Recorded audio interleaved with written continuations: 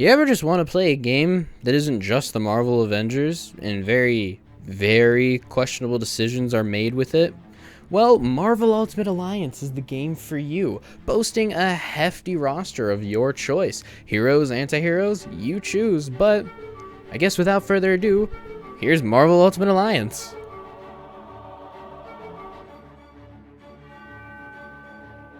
Doctor Doom has gathered a bunch of Marvel villains together and formed the Masters of Evil, consisting of a bunch of them that just want to take over the world. So, canonically, Thor, Captain America, Wolverine, and Spider-Man team up with S.H.I.E.L.D. to take them all down. Starting at the Helicarrier, there are a bunch of bosses here, but none of them really matter besides Bullseye and Fin Fang Foom. Bullseye is the one that sent nukes towards cities, so we stop him and blow them up. Then Fin Fang Foom is the one that deals the ultimate blow to the Helicarrier, which destroys it, so we have to go to Stark Tower for our next base. Starting Act 2 of the game, but the acts really don't matter because all it is a base change in trivia. And god damn it, do I love trivia sometimes. It also gives you a little XP for getting it right. Anyway, Tony lets us use his tower as a base of operations, and we learn that at Omega Base, AIM is trying to steal Super Soldier Serum and 3 villains are there destroying the base. So we kill all 3 and then stop AIM from taking the Super Soldier Serum, but we really didn't. They got some of it, and now we fight Super Soldiers later on in the story. However, Atlantis also needs our help, and because the Atlanteans are being mind-controlled, and Namor, who I bet barely anyone knows about because water heroes are underutilized or just not talked about at all, got poisoned, so we helped them out defeating the guys behind it. In the midst of that chaos, Mandarin, who really isn't Mandarin and is just Loki, unleashes the Kraken on us. We defeat it, and then Nick Fury believes that the real Mandarin is with the Masters of Evil. So the next mission is us just bullying him in his own home, only to find out that Loki is in the Masters of Evil. Cool. Next, a cutscene of Nightcrawler clapping Robo-Cheeks gets interrupted by him being tased by a door. Subsequently, we learn that Jean Grey has been kidnapped as well, so we move to Sanctum Sanctorum because magic. Professor X now exists, and he tracks them down to Doom Castle. But surprise, it's not actually Doom Castle, because Baron Mordo over here altered where we teleported to because magic.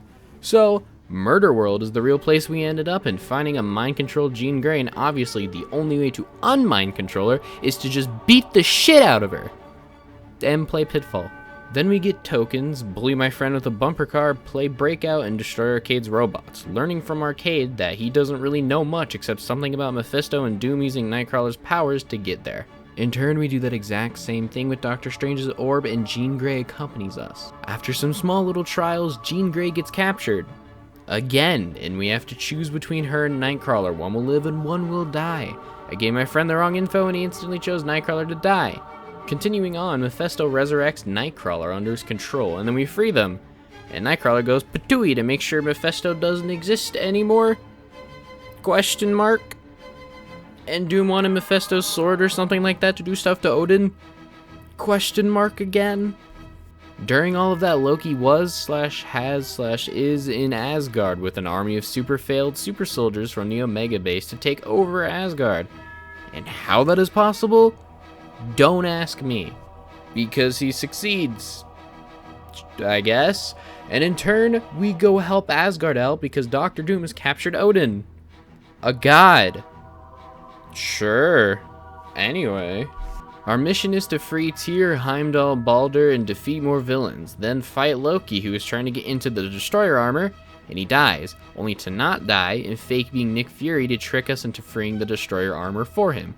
We kill him by using Loki to kill the Loki, then wham bam, here's Doctor Doom with the powers of Odin coming straight to murder us. And he does/doesn't, because the Watcher intervenes saying we would have died if he didn't do anything, but he really doesn't ever do anything, but he only did it this time because the fabric of the universe is about to go patoo. Additionally, he tells us we need a Macrane crystal to suck out some of Odin's power to the point where we can kill Doctor Doom and a Muonic Inducer, that I still have no idea what he actually uses it for in the story. First thing on our list, though, is the Macrane Crystal, which, when we go to the Shirai people's ship, because it's not a place, it's a ship, the new princess dethroned the old princess, and the old princess is the one we are friends with. So we dethrone the new princess, give it back to the old princess after saving her, and we get to take a piece of the Macrane Crystal. Then we leave.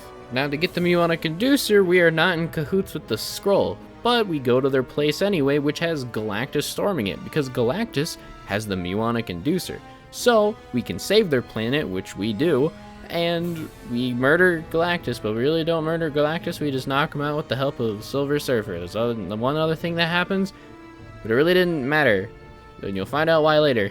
After obtaining all that, we are now ready to take the fight to Doom, and no more distractions or any other places that are getting destroyed because he took over the world already. These heroes are dead, everything he can do is everything, and he can blow up missiles with the power of his mind. So, we go back to Earth for Doom Stark Tower because he took over Stark Tower as well.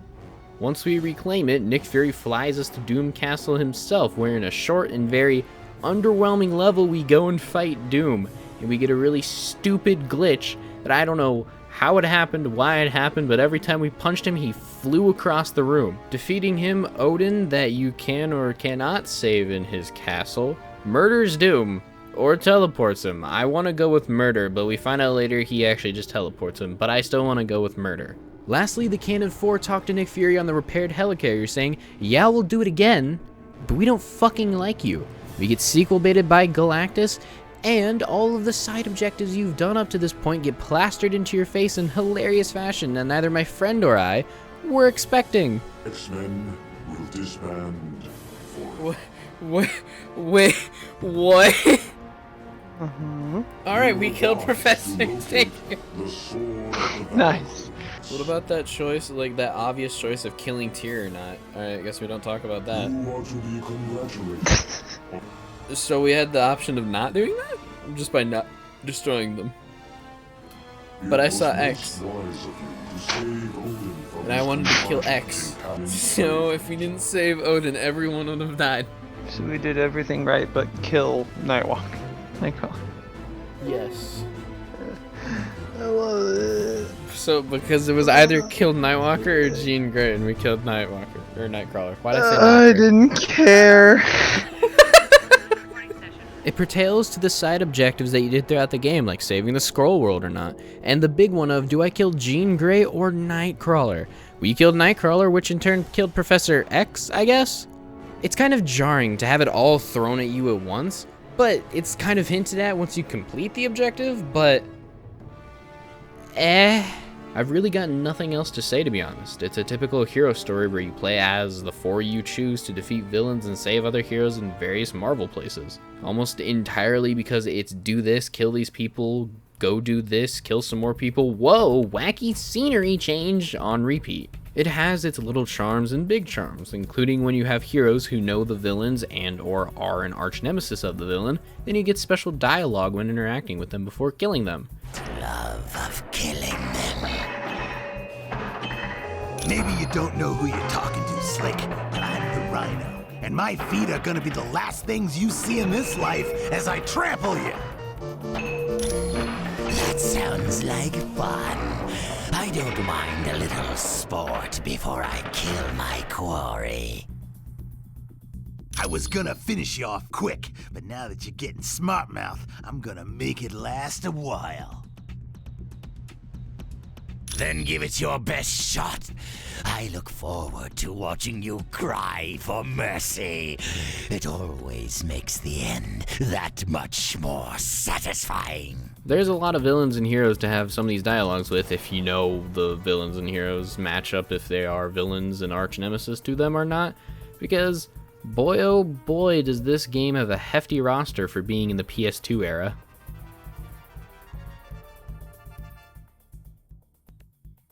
Starting with the roster, we've got this amount of people, and you've got fair pickings on if your favorite hero or anti-hero is in the game. They're all just standing in the background waiting to be picked. Is it a little weird? Yes. However, as a static collage, it works. You start with a decent amount, whilst a majority of them are blacked out for you to unlock later.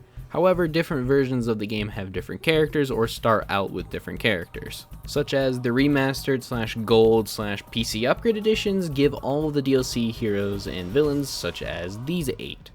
While the original PS2 version is the same as the Wii version, just without Moon Knight and Colossus. whilst the PSP version has 4 heroes of its own that aren't in any other version besides Hawkeye being in the remastered or PC/Gold upgrade editions. So it's kind of weird, just get the remastered version for optimal character amount because they make up how the game is played anyway, so optimal character amount, go ahead. Beginning with the characters I chose, Blade and Moon Knight, and with all intents and purposes, I chose them because they're my favorite in the game. My friend chose Deadpool and Venom at first, made a couple switches, and then ended on Iron Man and Deadpool. We also made them into a little team for more XP throughout the game. Pretty cool. Now I believe, based on a few posts I read on GameFAQs and Reddit, that the characters are generally divided into close range and ranged. To be fair, it is true, but some exceptions like Blade, Moon Knight, and Spider-Man are what I consider to be a hybrid, containing a mixture of ranged and close abilities, but they are the exceptions, except maybe for a few that I forgot right now. All in all, they stay within their archetype, so if you want to play Big Smash character, play Big Smash character. You want to play Projectile person, play Projectile person. It's up to you, or you just want to play your favorite heroes. And what do your favorite heroes do, you ask? Well, they generally have 4 to 5 different attack abilities, 2 boosts, or a boost and a debuff, finally an ultimate. The attacks range from hero to hero, but on your ability bar you have 2 attacks and a boost, or you can customize it to have 3 different attacks. Combining different heroes' boosts together can make stupid combos, like my friend combining Iron Man and Deadpool's boosts to give everyone stupid extra base damage, and all of their abilities cost like no energy to use whatsoever. Or Blade having a selfish one where he is now a speed demon. You could also have not one at all and still melt with Moon Knight's nunchucks.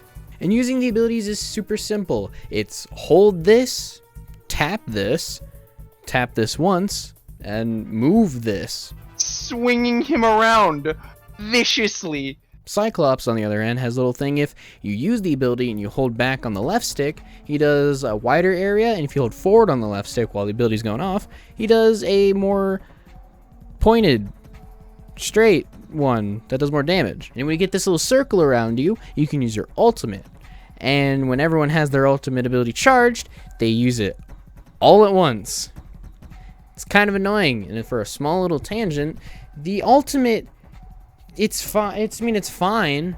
The whole thing mechanic is fine. It's generally because there's a combo mechanic. When you hit 2 abilities from 2 different characters, you get a little bonus damage.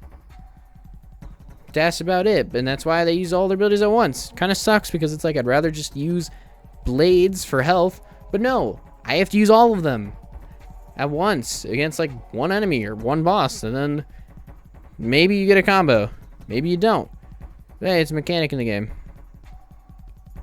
Moving on. Regardless, it's up to you on what you want to use and use on characters as well, as some can obviously be better than others, or you could just fuck around with them, because in the end, the game doesn't really have that much depth to it. Granted, you can make it have that depth with builds and gear that bosses drop, however, it's not really needed to get enjoyment out of it or to beat it in general. The enemies generally do a few things only: grab, punch, and shoot you sometimes. The exceptions may be certain ability differences like a robot and a human have, or a clown and a Norseman. They also have a slam or a weapon, and boy oh boy do weapons murder literally everything. They do all that to you, and you can do that right back to them. You have access to combos that don't change throughout the entire game, such as ABB for a stun, ABA for a knockup, and AAB for a trip. Frankly, that's all there is to the grunts and not much more to the bosses, except they have more health and some more abilities. Because you can still murder them with abilities and nunchucks. Sometimes. The bosses range from dick easy to, well, I'm already dead, please send help. Then there are the big boys like Galactus, Ymir, and Arcade. You think it's just ability spam, right? Because they're just bigger boys with more health? No. They have mechanics. They'll do them 4 times. Maybe 5 if they're spicy, but that's all it is. It's just a mechanic. You block their damage, do the mechanic, and they're dead. Speaking of blocking, though, blocking makes you impervious to everything. Giant laser, you take no damage. Ability with a knockback, you get knocked back a little bit, but you don't take any damage. However, blocking does have some lag frames to it, getting out of it. You can roll, however, but generally the enemies are still just gonna keep wailing on you if you block. So, you choose, I guess. The RPG elements apply in stats, being body, focus, strike, and defense. The more points in each, the more will be upgraded. Want more energy because nunchucks cost too much? Hopefully your character upgrades in focus when they level. or you equip a piece of gear that has focus upgrades. Furthermore, you can find random stat upgrades throughout the maps, and that also encourages staying with one team throughout the entire game to get the most benefits out of one. Or, the outfit that you choose has some extra progress towards the specific stat that you want. And speaking of outfits, they all have 3 different stats, whether it's a character specific one or a general flat or percentage based buff towards something that your character has. They also change how you look, so if one has stats that you like but you hate how it looks and vice versa, well, you can balance your options, I guess. One last little thing before I'm done is the simulator discs. What they are is a little side thing that you can collect alongside concept art pages where you play a single mission as a hero, hear some of their backstory, and fight a villain at the end. And it's the only instance of PvP in this PvE game with friends, if you so choose, because it ranges from, why is this character so good and makes this so easy, to, why does this character fucking suck? Also, on the other hand, the bosses can be played by your friends, and they're cheap. Not easily killable sometimes, but they're very cheap because your friend can spam one ability over and over again, and either he will kill you faster than you can kill him or do any damage to him, or it's a stalemate. You both can't do anything. You let the time run out. Observe. Sir. Get stunned? No. No. Come here again. No. Sir, I request you get back within the grasp of my hands. No. No. No. What is this? Yes! You got within the range of my big meaty claws! Man, this game's sense of balance is amazing in PvP. I don't understand. I don't get it. It's like some characters it's like, that's pretty cool. And then other characters it's just like, It's this. Fuck the player of the game. I wonder what happens if he would fuck anyone. probably nothing good. Yeah. I mean, here it's kind of a stalemate. Yeah. I can't kill you, you can't kill me. Technically, I can kill you. You're just running around. No. What do you mean, no? No. What do you mean, no? You're doing it right now. No. No. I want 20 minutes of this video to be nothing. You do realize it's not gone. This is nowhere near making it in the video. Yeah. Yeah. Did I win? No, I will count that as a win. I count that as a win. This is fun. I agree. This is a fun. You know, these comics are very balanced for multiplayer. It makes a lot of sense. Yes, they're Like, there's very. characters that can just throw you off the edge for no reason. There's some that are like this. It's like. And then Radioactive no Man versus Invisible Woman. No matter what I do, it's like, this is really fun. I get to do basically whatever I want. And then there's characters like me being able to throw loop you for no reason. Or being able to just like do stupid stuff for no reason. Like be invincible for 8 years. Yup. For no reason. Get to do no damage but be invincible for no reason. I like how the invincibility or the invisibility lasts like 3 seconds, and also it's just not invisibility, so it's pretty cool. However, to me personally, it's just fun playing as my favorite heroes if they're in the game, going through multiple Marvel areas, fighting baddies against multiple villains, and other heroes is just, well, neat. The game doesn't have a lot of depth to it, but it doesn't particularly need it. It does have extra things that someone who likes RPGs wants, but it really isn't required to beat the game. So all in all, it's a Marvel baddie beat 'em up with your 4 favorite heroes to stop Doom from taking over the world.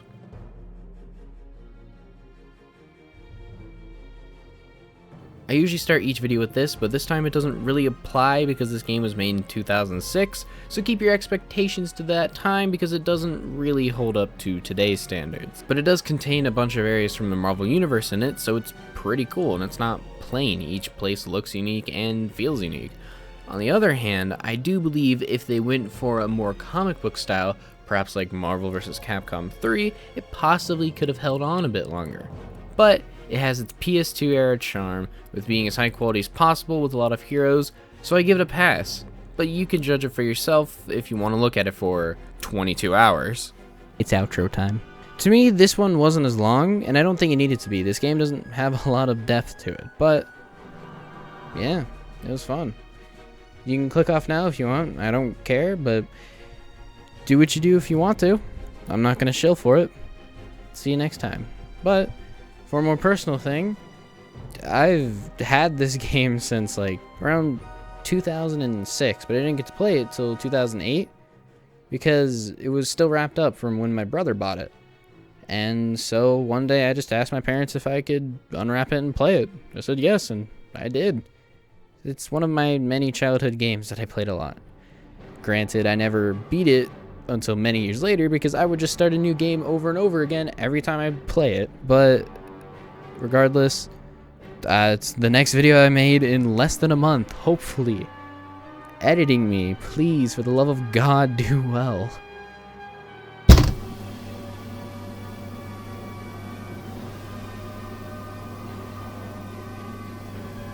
But it's just another video I made in less than a month, and I hope to keep on this track of starting to get consistent and not lazy with this, so I can keep making shit. Because I plan on doing more. Like Ultimate Alliance 2 will be next for the long videos, even though this one wasn't as long.